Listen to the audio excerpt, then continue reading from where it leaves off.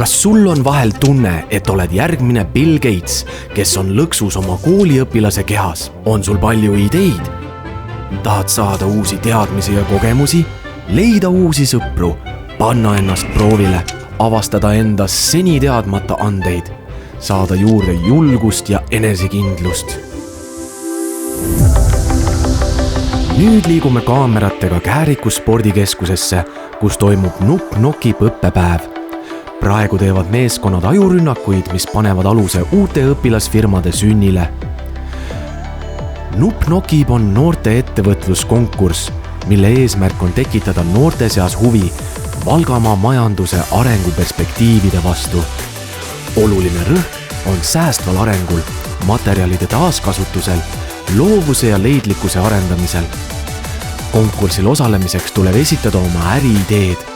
Et äriideest saaks toode, pakutakse osalejatele erinevaid koolitusi, turunduse, tootearenduse, meeskonnatöö ja muudel teemadel. Iga meeskond saab endale mentori. Nupp Nokib aitaski mind minna sellele teele ehk alustada oma firmasi. Ta annab hea tõuke selle jaoks, et ta aitab sul luua mõtteid, siduda sinu tiimi, meeskonnatööd, kõik, mis annab, nagu tuleb firmas ette. Ei ole mitte midagi sellist, mis ei tõmbas. Ükskõik, mida nad teevad, see on minu meelest nii fantastiline, et nad teevad, et nad tahavad nagu seda teha algusest lõpuni. Kui ettevõtted on loodud, on võimalik osaleda mitmetel laatadel, kust saab inimestega suhelda ning neile oma toodet tutvustada ja müüa.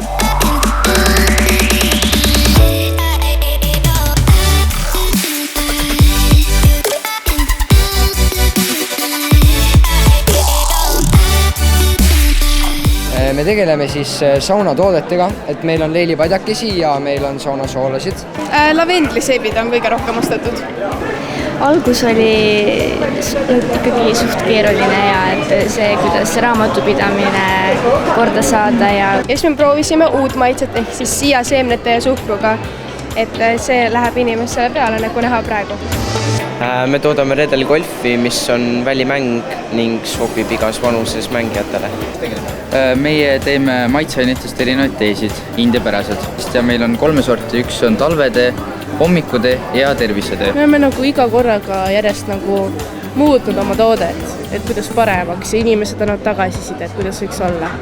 alustada Eestist, sest et välismaa oleks liiga suur tükk esialgu. Oleme õpilasfirma Magussalat ja pakume salatikohviku teenust. No, meie ettevõte tegeleb siis taaskasutavatest materjalist nagidega. Siis nagu teeme vanadest kahvlidest ja vanadest lauadest kokku pandud nagid. Ma võiksin olla nii ettevõtja kui ka ise selles töötada. Ma võiksin mõlemat teha, ma võiksin kõike teha, mis üldse võimalik on, et anda seda indu teistele ja ise ka näidata, et ma oskan ja ma tahan ja õppida sellest rohkem. Kindlasti tuleb töökas olla ja ei tohi alla anda. Kolleegidega siin mõtlesime, et kui me oleme täiskasvanud ja meil on see võimalus, et siis me teeme seda teevärki täielikult, et plaanimegi võib-olla teha oma firma. Ma arvan, et tuleb lihtsalt julgeda proovida uusi asju. Täiesti nagu seda pärast Nupp Nokibi õpilasfirma tegemist, et tuligi täiesti siuke oma mõte, et tahaks nagu midagi ise endalegi ära teha, et võikski tegelikult täiesti toimiv ettevõte ka endal olla. Et see Nupp Nokib aitas nii meeletult lihtsalt kaasa sellele.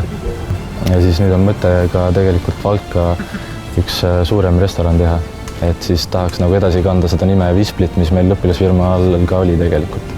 Mina arvan, et selleks, et ettevõtlusega alustada, ei ole sul vaja minna kuhugi suuremasse piirkonda, et ilmselt väiksemate piirkondade eelis ongi just see, et sul on ennast kergem üles töötada. Kas sa teadsid, et miljardärist ettevõtja Richard Branson alustas oma ettevõtja teekonda juba 15-aastaselt, luues noortele suunatud ajakirja? IKEA asutaja Ingvar Kampradi ärivaist lõi välja juba lapsepõlves, kui ta teenis raha tikkude müümisega. IKEA rajas ta 17-aastaselt ja see tegi temast aastatega ühe Euroopa rikkaima inimese. Milline tuleb sinu lugu? Kas sul Nupp nokib?